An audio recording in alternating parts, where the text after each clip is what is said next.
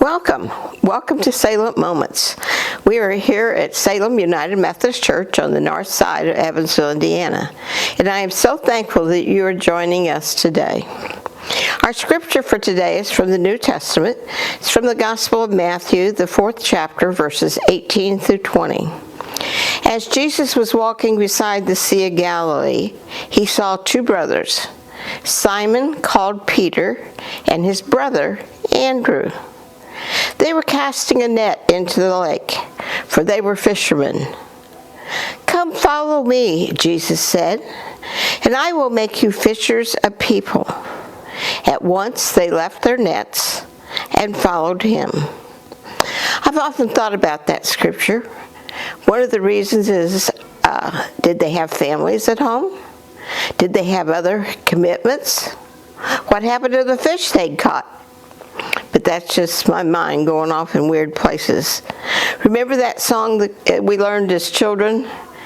"Come and follow me, I will make you fishers of men, fishers of men." The kids always like fishing.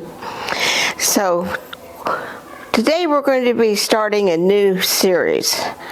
We call them apostles or disciples. We name books of the Bible after them. We name church buildings after them. But they are also simply Jesus' friends.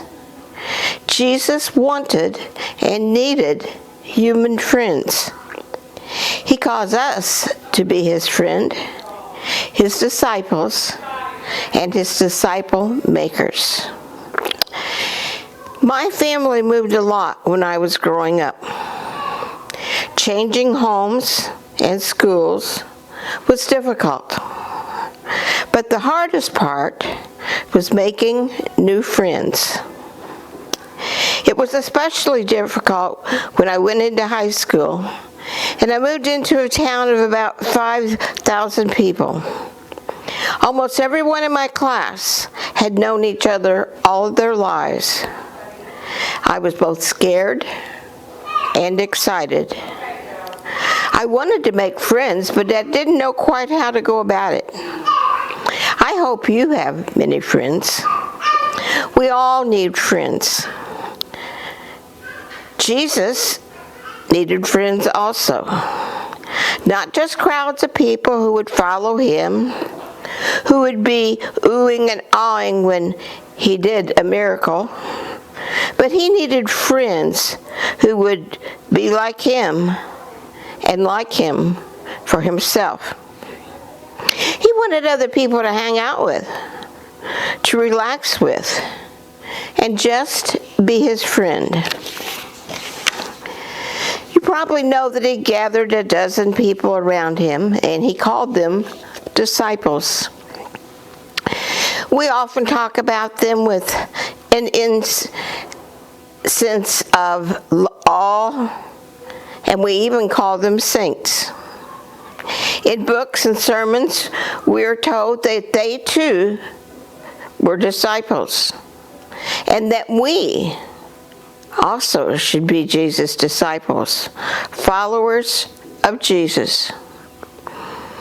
Maybe you have wondered what it was like to be Peter, or Andrew, or James. But seldom do we think of the relationship from Jesus' side. We often talk about Jesus recruiting these 12 disciples, kind of like a basketball coach picks winners to take him to the championship, or the head of a Fortune 500 company building a top flight of management team.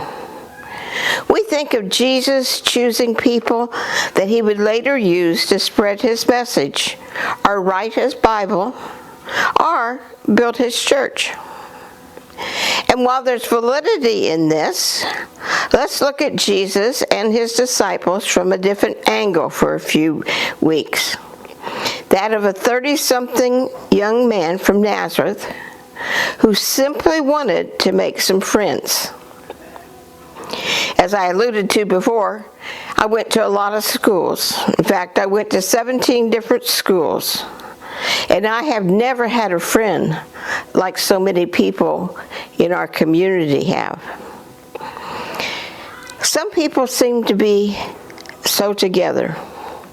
I wanted to be with the ones that had the most friends. I figured if they had friends and I was their friend, the others would be my friends also. They seemed so self-confident, so self-sufficient, and they didn't need anyone else. You know, we talk about Jesus and we think he was the most together person there was. But he always knew what to say. He always handled difficult situations with brilliant creativity.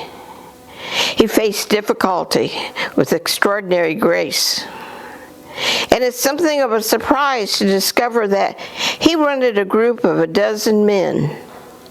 Not that they would only be his friends, but apparently they would also join him in his ministry. Well, when I joined the ministry, one of the things I had to watch was not to favor one person over the other. Therefore, it was hard to make friends again. My family became my friends. And now in retirement, things have changed again. And I'm trying to make more friends. My husband fell recently. He ended up in the hospital back and forth for the last 4 months. And I don't know what I would have done without the friends that brought food, sent cards, just called to let me cry on the phone. Friends, that's what Jesus wanted also. So I encourage you to cherish your friends. You know, a thing I always shared with our children as they were growing up was to have a friend, you must be a friend. It's not easy, especially in our day and age. Everything gets so hectic. You're raising your children, you're working on your career, but make those friends. And even if you only call each other or text each other once a week, do that. Because one day, you'll be even more in need of a friend.